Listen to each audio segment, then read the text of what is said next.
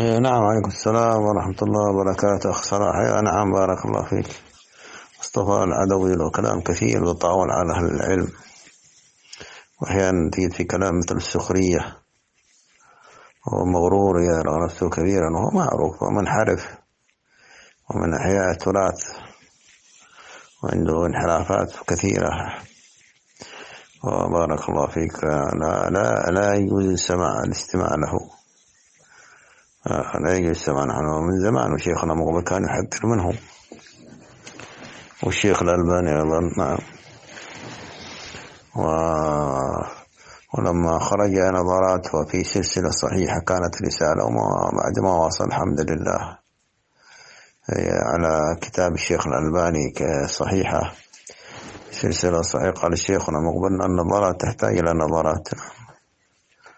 بارك الله فيك. فهو متطاول كما قلت، أنا رأيت له تطاول على كثير من الأئمة.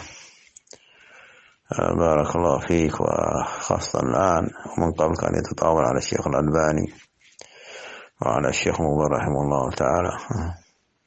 والشيخ مقبل درسه وعلمه، ويقول أخونا مقبل. وفيه تهكم بارك الله فيك على أهل العلم، وهذا يدل عليه انحرافه.